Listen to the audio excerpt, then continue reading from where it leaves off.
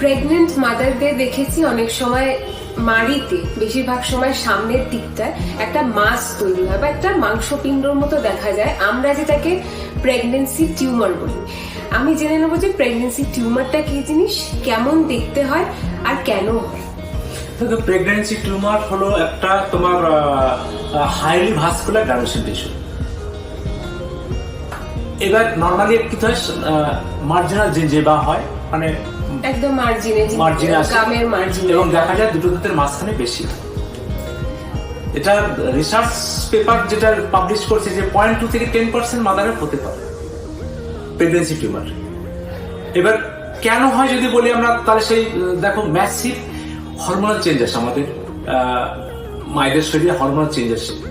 সেক্ষেত্রে কি কি সেই স্ট্রোজেন, প্রোজেস্টেরন, কর্টিসল, এই যে হরমোনাল গুলো, এবার এই হরমোনাল গুলোকে নিউট্রিশন হিসেবে ইউজ করে কিন্তু ব্যাকটেরিয়া। ওই যে পরফাইরিন জিঞ্জিভালিস, পরফাইরিন ইন্টারমিডিয়েট, ওরা হরমোনকে নিউট্রিশন হিসেবে ইউজ করছে। এবং ওদের আরো কতগুলো কাজ আছে, যে কাজগুলোর মধ্যে একটা যেমন ভাস্কুলার পারমিটিভিটি বাড়িয়ে দিচ্ছে, মানে ব্লাড সার্কুলেশন গুলো বেড়ে যাওয়া আর কি। ভেতর ব্লাডটা বাড়িয়ে দেওয়ার পরে সার্কুলেশন করে দিচ্ছে। সার্কুলেশন স্টেসিস মানে স্টপ করে দিচ্ছে, হ্যাঁ, কিছু কিছু জায়গায় দলা পাকানো, যার জন্য একটা মাস তৈরি হয়ে যাচ্ছে। তারপর যখন একটু মাস হলো, তখন সেখানে আবার ট্রমা একটা ফ্যাক্টর এসে যাচ্ছে। যখন মেকানিক্যাল ট্রমা, সেটাকে অ্যাক্টিভেট করবে। মেকানিক্যাল ট্রমা মানে একটুখানি যদি বলি, যদি তুমি ব্রাশ করতে গিয়ে সেটা লাগছে, কথা বলতে গিয়ে লাগছে, যখন তার টাং দিচ্ছে ওখানে ইরিটেশন করছে, এইটা মেকানিক্যাল ট্রমা এসে যাচ্ছে।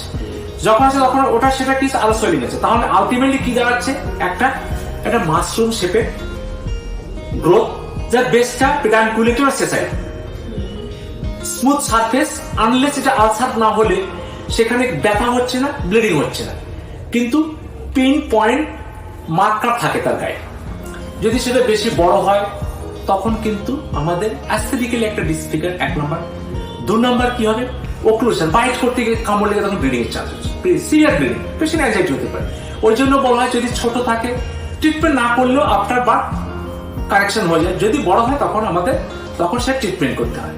দেখো রেড ম্যাজেন্ডা কালার হতে পারে, সেটা একটা একটা দেখলেই বোঝা যাবে যে রেড ম্যাজেন্ডা কালার হয়েছে, স্মুথ সারফেস, একটা গ্রোথ হয়েছে, শাইনিং স্মুথ সারফেস থাকে, এবং সেটা অনেক সময় পিন পয়েন্ট মার্কিং থাকে।